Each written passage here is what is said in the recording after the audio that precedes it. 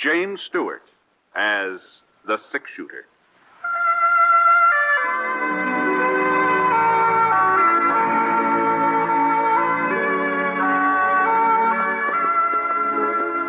The man in the saddle is angular and long-legged. His skin is sun-dyed brown. The gun in his holster is gray steel and rainbow mother of pearl, its handle unmarked. People call them both the six-shooter. The NBC Radio Network presents James Stewart as the six-shooter, a transcribed series of radio dramas based on the life of Britt Ponset, the Texas plainsman who wandered through the Western territories, leaving behind a trail of still-remembered legends. Now, in just a moment, immediately following this important announcement, you'll hear Act One of The Six-Shooter. A Christmas gift with a future. That's how everyone feels about a gift of United States savings bonds.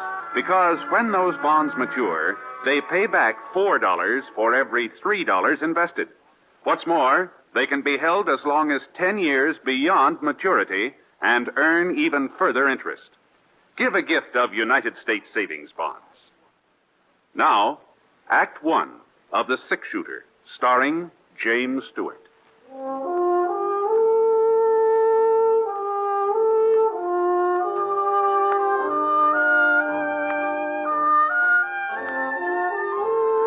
Expected to stay over in Smoke Falls, but when I stopped off to see old Dad Somerset and found him all crippled up with lumbago, well, of course, he didn't ask me to look after his stock, but I could see he sure wanted me to, so...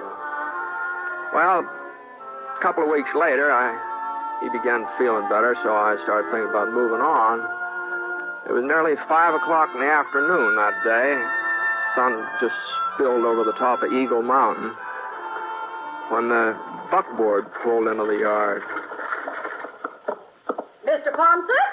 Oh, evening, ma'am. Mr. Ponset, I'm Grace Proudly. Oh, pleased to meet you, Miss Proudly. I've been meaning to come out and see how Mr. Somerset's been getting along, but I just never have a minute's free time. It's canning season, you know. Yes, ma'am. Well, Dad's feeling much better. If you'd like to talk to him, he's right in. No, just say that I asked for him. As a matter of fact, it's you I want to talk to, Mr. Ponset. Oh? You see, I'm president of the Ladies' Aid Society of Smoke Falls. Uh-huh. We're affiliated with the church and do lots of charity work, Christmas baskets and things like that, you know. All the best ladies in town are members, and we don't just take in everybody either. Well, Now, this is what I'm getting at, Mr. Ponset. Tonight's our box supper and square dance. It's an annual event.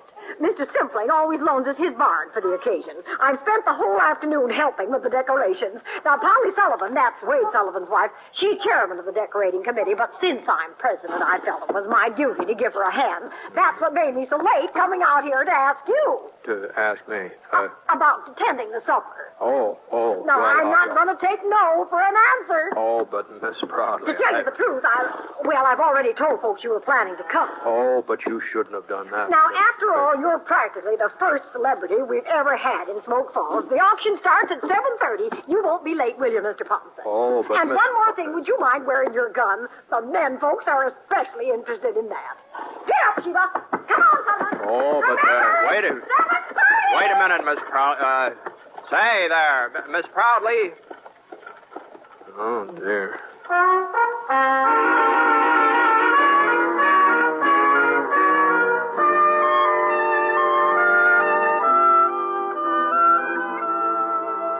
Well, after I gave Dad his supper, I washed my face and wet down my hair and started off for old man Simpling's barn. When I got there, Miss Proudly met me at the door and introduced me around. The only name that sank in was her daughter, Ellen. Pretty girl. I figured that when the box supper sheet pack was put up for sale, the bidding would be mighty serious. All right, everybody, we're ready to begin the auction. We don't want the music now, Wilbur. Wilbur! Now, just gather around the table here so you can get a good look at what you're buying. But remember, you can't judge a book by its cover. Now, which one shall we start with? Oh, my, look at this one. Pretty pink ribbon and white tissue paper. Why, I'll just bet you there's a whole fried chicken inside this box. Now, who's going to make the first bid? $1.50. gentlemen, a pretty lady's company goes with the supper. I'll give a nickel. Now, Spud Hooker, you stop joshing. You know we don't take any bid less than a quarter. Now, who'll offer a quarter just to get things underway? Look at this lovely box. Just think some nice young lady spent the whole day fixing it up. Then she'll be too tired to dance. Come on, somebody. 25 cents. Why, it costs more than that. The auction was kind of slow in picking up momentum. But when Mrs. Proudly started in to make the third sale, well, there wasn't much doubt whose supper she was selling. Ellen Proudly sort of reddened in the cheeks and tried to look unconcerned. I saw her give somebody a glance on the other side of the room, almost like a signal. Couldn't tell who it was intended for, but there were two fellas standing over there. Spud Hooker is one, tall, husky, about 25. He'd been cracking jokes and acting sort of like he owned the place. The other boy was kind of a different sort. He's thinner, shorter. He hadn't opened his mouth since I got there. Now, let's see if you can't do a little better this time, gentlemen. Here's the next supper. Boy. My, it looks familiar. Oh, I guess I shouldn't have said anything, should I? Ellen will just about murder me when I get home. Oh! Well, as long as the cat's out of the bag, I might as well go ahead with the sale. 50 cents. Spud Hooker bids 50 cents. A supper like this ought to be worth more than half a dollar. A little bird told me there's a chocolate cake inside. 75 cents, ma'am. I've got 75. Now, what about it, Spud? You're not going to let Tom Leverett outbid you? $1. I'm bid $1 silver dollar. Who'll give $1.25? $1.25. Don't forget, gentlemen, it's all for charity. $1.50. Now we're getting somewhere. I'm bid $1.50. Spud Hooker offers $1.50. Are there any more bids? $2. You're bidding $2, Tom? Yes, ma'am. $3. Oh, 3? That's what I said. Well, now, we all appreciate your enthusiasm, boys. But remember, this isn't the only supper you can buy. It's the only one I'm buying, and I'll take it right. $4. Huh? Well, all right. Going once, going twice, and it's sold. $5. Now, Spud, are you sure? $6, Miss Proudly. You're making a fool of yourself, Leverett. Ellen wants to eat with me. My bid's $6. $7. Now, boys. 10. Oh, now you don't mean that, Tom. You can't afford $10. No, I mean it. Well, all right. I'm bid $10. Are there any more bids? Going once, going twice. Go ahead, sell it to him. It ain't going to do him no good. Now, we don't want any trouble, Spud. Ellen's my girl, and she's eating with me. I'll take that box, Miss Proudly. Here's your money. Didn't you hear what I said? She's eating with me. Get out of the way, Spud. You're not man enough to make me move. Now, give me that box or I'll take it away from you. Okay, Tom, you hurt me. Hold on there. Now, just a minute here. Now, hold on. Don't concern you, Ponset. No, maybe it doesn't. Maybe it doesn't concern me. It just seems to me that there ought to be a better place for settling things, that's all. Mr. Ponset's right, Spud.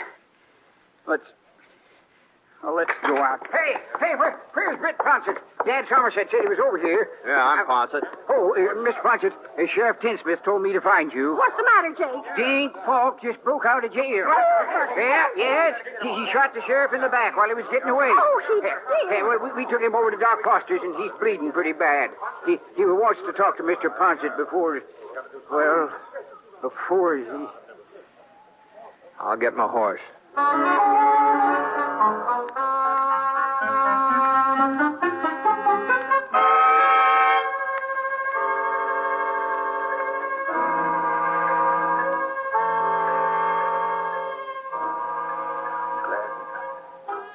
you got here, Britt, before. Now, what are you talking about, Ray? You're going to be all right. The doc says you'll be back on your feet again inside of a week or so.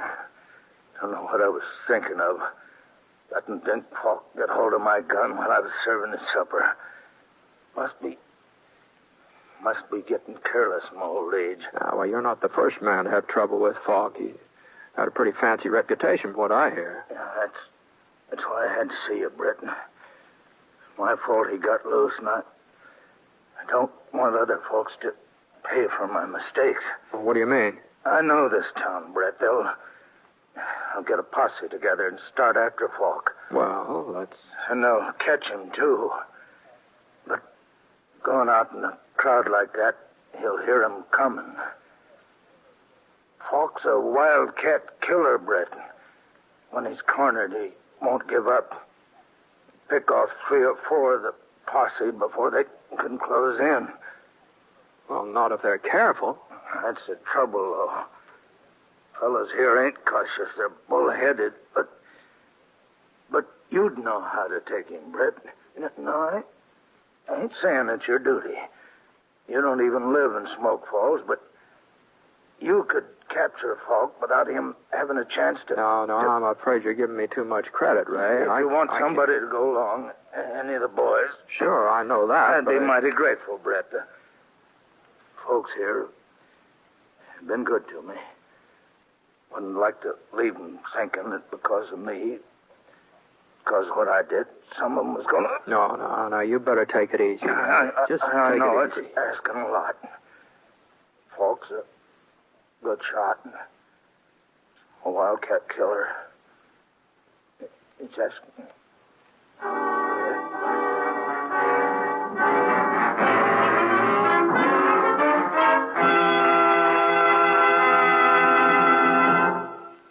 We'll return to James Stewart as the six-shooter in just a moment. Recently, the American Red Cross was called on for immediate and dramatic expansion of its part in the National Blood Program. Was asked to make available all the gamma globulin possible for the prevention of paralysis from polio. Experiments conducted over the past 2 years have demonstrated the effectiveness of this treatment. It takes approximately 1 pint of blood to make an average dose of gamma globulin as used for polio. And 1 injection protects a child for a period of 1 to 5 weeks.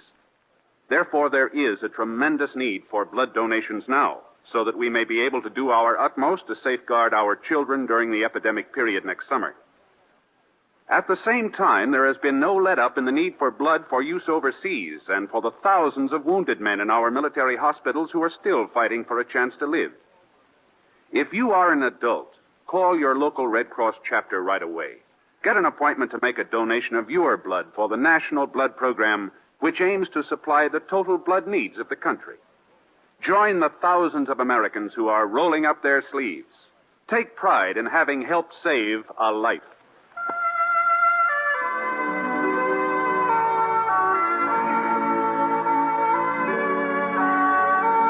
Now, Act 2 of The Six-Shooter, starring James Stewart as Britt Ponset.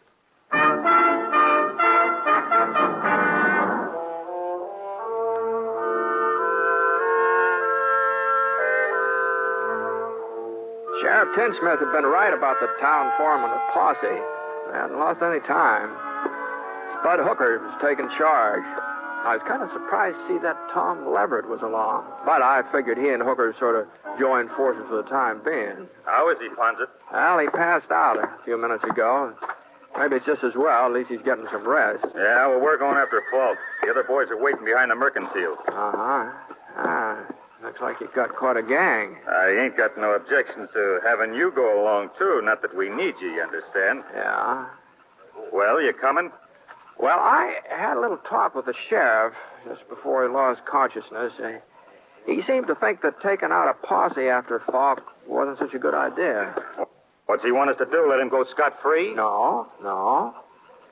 Sheriff Tinsmith sort of suggested maybe 1 or 2 men would have a better chance of catching him. They can make faster time, maybe sneak up on Falk unaware. Oh, yeah? Yeah. Well, that's okay with me. You going to be one of the boys who goes after him, Ponset? Well, I haven't exactly made up my mind. You better make it up faster. I'll take somebody else. Oh, I see. Well, in that case, Whoa. Say, your name's Leverett, isn't it? That's right, Mr. Ponset. Tom Leverett. Mm-hmm. You want to ride along with me? Why, sure. Wait a minute here. I thought you said 1 or 2 men. Mm-hmm. I did. Well, we don't need Leverett then. Well, I tell you, I sort of figured maybe you ought to stay in town, Hooker. So if Tom and I get into trouble, well, you could bring the posse out later. Huh? You trying to make a fool out of me, Ponset? No, I'm not. Everybody knows I'm twice the man Leverett is. I can ride better and shoot faster, and I'll fight him 2 to 1. Mm-hmm. You want the credit for catching Falk yourself, don't you? Well, it ain't going to work out that way. Come on, boy. I'll find fault myself, and I'll bring him in alone. Let's go. Hey! Well, Tom, let's go, huh?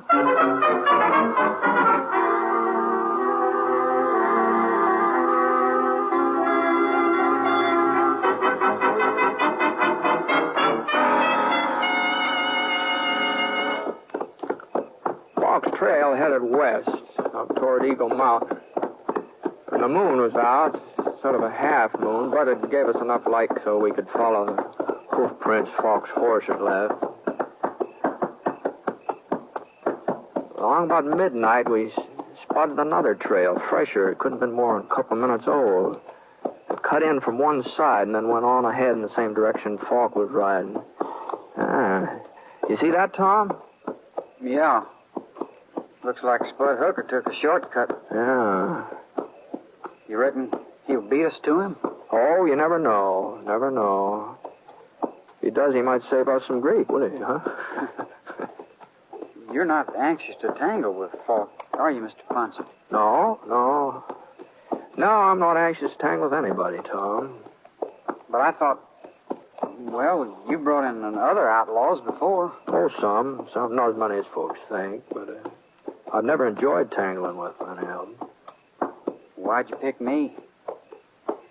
Spud's right. He is twice the man I am. That's shooting, maybe. Yeah. But there's more to trailing a killer than being able to shoot. You know, lots of times it's more important for a man to know when not to shoot, you know. Huh? Yeah. Fellow's itching to pull a trigger like Spud. Well, he's apt to pull it too soon. And, hey, look at that. The moon's going down. We might as well get some shut-eye. Whoa, boy. Whoa, he couldn't see the trail anyway. Spud won't be stopping for sleep. No, don't suppose he will. That's another reason I picked you. I kind of figured he'd want to keep pushing on all night. Doggone it, God, along about this time, I just get tired. Huh?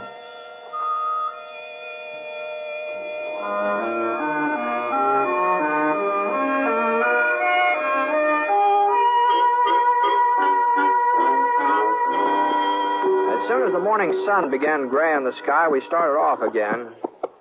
Falk's Trail was winding up the side of Eagle Mountain now. It was a pretty hard ride. Tom didn't complain, even though I could see he wasn't used to it. Every once in a while, he almost slid out of his saddle, but somehow he managed to hang on. About noon, we reached a little creek, and Falk's Trail gave out. The other trail, the one we figured was Hooker's, it sort of milled around in all directions and then went off on a tangent. And we climbed out from our horses and got a drink of water. It tastes good, doesn't it? It sure does. You ever been out this way before, Tom? Oh, yeah. Not for the last couple of years, though. Any cabins around, place a man could hide out? Well, not that I remember. You think we're getting close to him?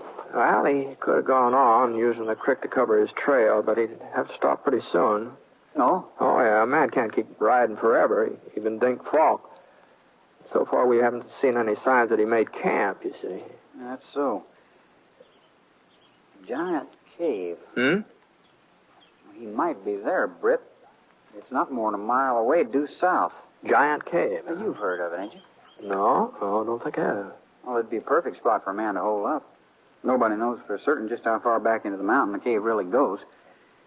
Some scientific fellows tried to explore it last summer, but, well, their lanterns gave out before they come to the end. Well, it sounds like something we ought to see even if Falk isn't there. Come on, let's go and have a look.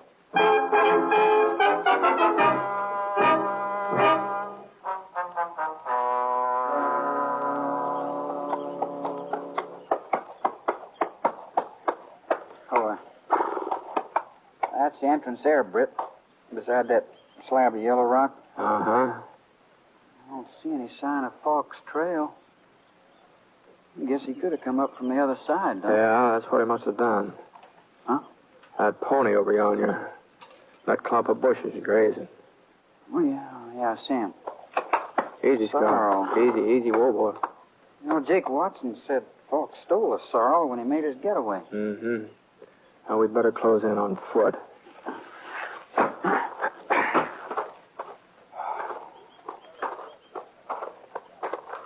We tethered our horses on a couple of spruce saplings, moved into the cave entrance. It wasn't a very big hole. We had to sort of bend over and crawl through it. But the room on the other side, it must have been 100 feet long, 50 feet wide. The walls were sheer rock, sort of rainbow-colored, so smooth you'd have thought somebody had been polishing them.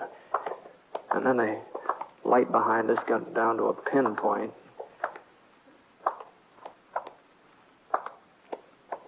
He wouldn't be hiding here in the dark, would he, Britt?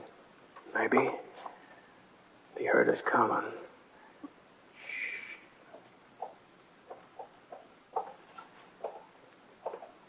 Somebody up ahead. Yeah. You got your gun ready? Uh-huh. Now, don't use it unless you're pretty sure of hitting something. If we start shooting, it'll just help his aim. Okay. All right, now back up against the wall here behind you.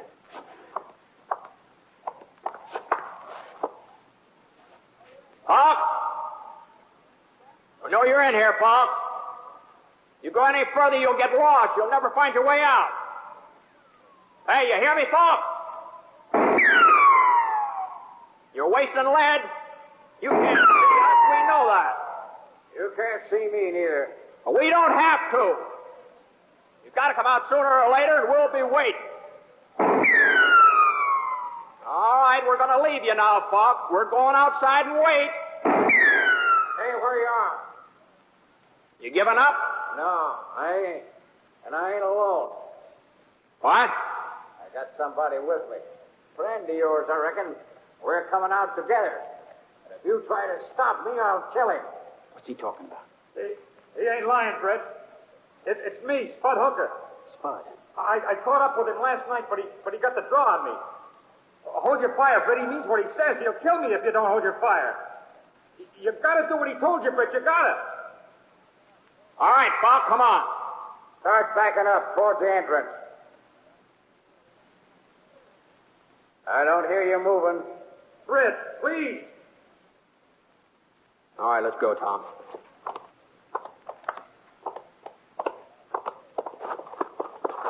We backed out into the daylight, Tom and me, and waited for them. About a minute later, Spud Hooker marched through the mouth of the cave, half scared to death.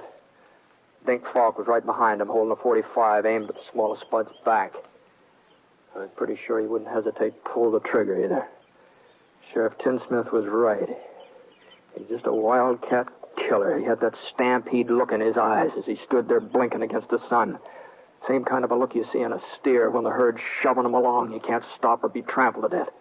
Take off your guns. Both of you. Take them off, or I'll fix your friend here. Falk gave Spud a shove with his gun, and he jumped forward. There was an opening now between him and Falk. The next thing I knew, Tom dived forward. Get out, Spud! Tom tackled Spud, and he rolled over. The bullet missed him, but Tom was in range, and he took it. Falk aimed to fire again, and I managed to get my gun out. Bullet hit his thigh and spun him around. Then his leg buckled, and he fell face down. He hadn't let go of the pistol yet. He started to bring it up. Drop it, Falk. For a second, his finger went right on squeezing the trigger, but no, he just didn't have the strength. Tom? Tom, you all right? Sure. Yeah, it's hardly bleeding. I should have let Falk alone. I should have let you handle him, Britt. Well, I don't know. Looks to me like Tom did most of the handling around here. I mean, if it hadn't been for him, Yeah.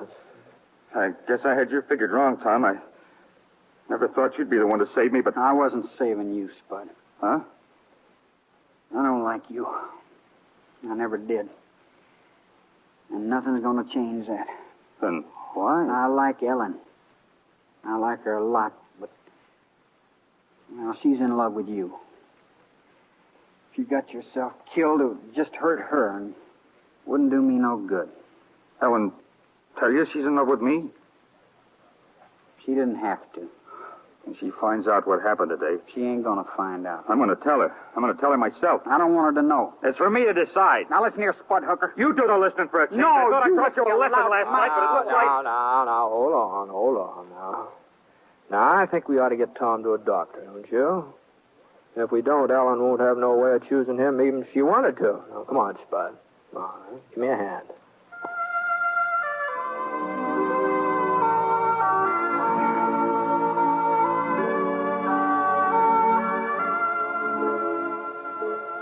Now, we tied Falk onto the back of his pony and started off for town.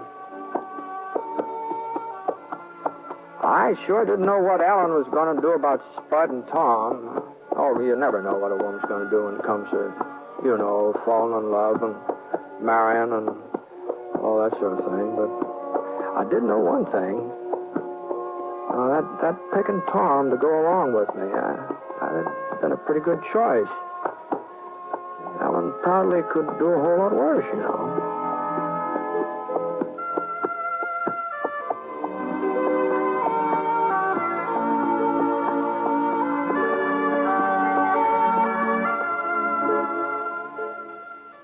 Ladies and gentlemen, the tradition of religious freedom and of religious worship in America goes back to the very founding of our country.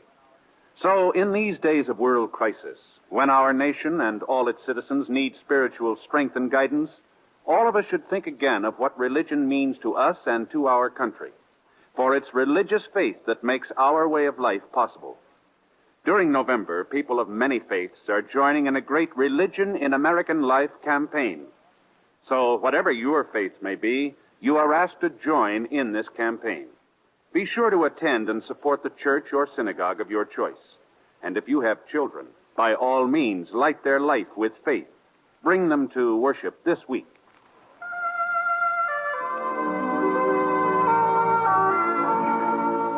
The Six Shooter is an NBC Radio Network production in association with Review Productions. It is based on a character created by Frank Burt, and the transcribed story is written by him. Mr. Stewart may currently be seen in the Universal International picture Thunder Bay. Others in the cast were Jeanette Nolan, Frank Gerstle, Robert Griffin, Forrest Lewis, and Sam Edwards. Special music for this program was by Basil Edlin, and the entire production is under the direction of Jack Johnstone. All characters and incidents were fictitious, and any resemblance to actual characters or incidents is purely coincidental. And incidentally, a great many of our friends have written in to thank us for putting the Six Shooter on the air. And a surprising number of letters have requested the name of the theme you are listening to right now and where it might be obtained. Well, we're sorry, but it is music that has been recorded exclusively for broadcast and is therefore not available for home use. But we are grateful nonetheless to all of you who have written. Your kind letters are always welcome. This is Hal Gibney speaking.